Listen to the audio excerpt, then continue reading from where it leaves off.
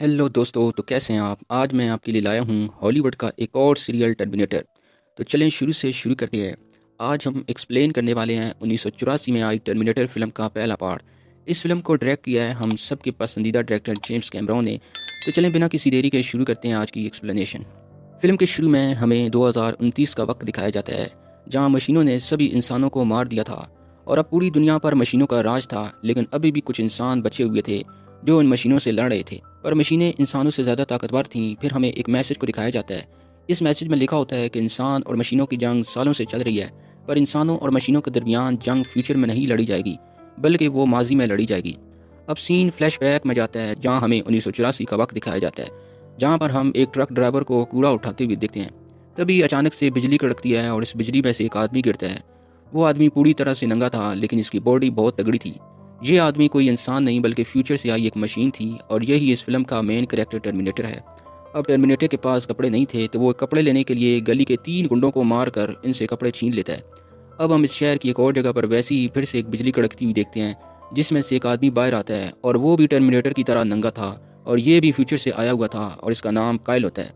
Kyle वहाँ एक आदमी से कपड़े छीन लेता है, पर कपड़े छीनते हुए इसे पुलिस वाले देख लेते हैं, और काइल पुलिस वालों से बचकर वहाँ से भाग जाता है, और काइल पुलिस वालों की एक गन भी छुड़ा लेता है। अब काइल जल्दी से एक पीसीओ में जाकर एक फ़ोन बुक में से सारा कॉर्नर नामी लड़कियों को तलाश करता है। अब हम सारा कॉर्नर को देखते हैं, जो रोज़ की तरह अपने स्कूटर पर काम पर जा रही थी। वो एक रेस्टोरेंट में वेट्रेस का काम करती है। सारा की वहाँ एक रूममेट भी थी जिसका नाम जिंजर होता है, और सारा और जिंजर एक दूसरे की बहुत अच्छी दोस्त थी। दूसरी तरफ टर्मिनेटर एक बंदूक वाली शॉप के मालिक को मार कर वहाँ से गन चुरा लेता है। इसके बाद टर्मिनेटर पीसीओ में जाकर काइल की तरह फ़ोन बुक में से इन सभी सारा कॉर्नर नामी लड़कियों के नाम नोट कर लेता है, और फिर वो एक एक करके इस नाम की सभी लड़कियों को मारने लगता है। अब इस बात की खबर पुलिस वालों को भी लग जाती है कि कोई अनजान शख्स शहर में सिर्फ सारा नाम की लड़कियों को टारगेट किलिंग कर रहा है। इसलिए पुलिस वाले सभी सारा नाम की लड़कियों को अलर्ट करने लगते हैं, और फिर असली सारा कॉर्नर को भी न्यूज़ में पता लगता है कि वो कातिल अब अगला निशाना इससे बनाएगा। इसलिए सारा डर के मारे जब रेस्टोरेंट से बाहर आती है तो काइल इसका पीछा करने लगता है, जिसको देखकर सारा को लगता है कि यही वो कातिल है। तो वो एक बार में जाकर पुलिस वालों को मदद के लिए कॉल लगाती है। इधर टर्मिनेटर भी सारा कॉर्नर के घर तक पहुंच जाता है, और अंदर घुसते ही सारा की दोस्त और उसके बॉयफ्रेंड को मार देता है। और इसी वक्त सारा भी अपने घर में कॉल करके अपनी दोस्त को मैसेज करती है कि यहाँ मेरी जान को खतरा है, और इसलिए तुम मुझे बार में आकर पिक कर लो। लेकिन दूसरी तरफ टर्मिनेटर ये मैसेज सुन रहा होता है, और इसे इसकी लोकेशन का पता लग जाता है, और फिर टर्मिनेटर को इसके घर से इसका आईडी कार्ड भी मिल जाता है। मतलब अब टर्मिनेटर ने असली सारा कॉर्नर की शक्ल भी देख लिया है। अब इसके बाद टर्मिनेटर इस बार में जाता है जहाँ सारा इंतजार कर रही थी। तो टर्मिनेटर सारा को देखकर इसे शूट करने वाला होता है, पर तभी काइल टर्मिनेटर पर बहुत सारी गोलियां चलाकर सारा को वहां से बचा ले जाता है।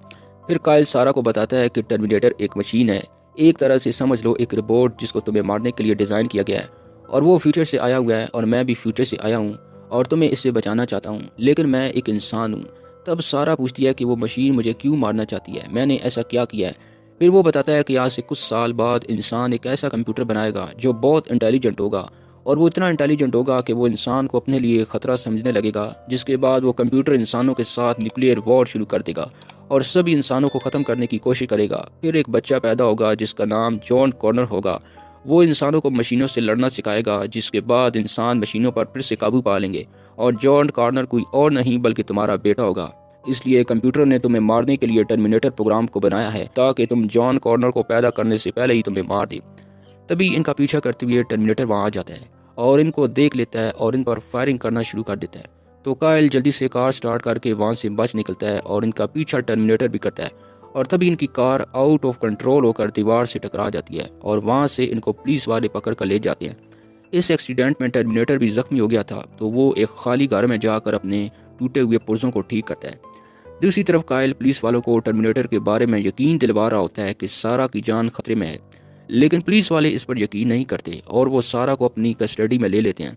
लेकिन कुछ देर बाद पुलिस स्टेशन के दरवाजे को तोड़ता हुआ टर्मिनेटर अंदर आ जाता है और एक एक करके सभी पुलिस वालों को मार देता है। इसी दौरान काइल अपने आप को आज़ाद करके सारा को वहाँ से भगा ले जाता है।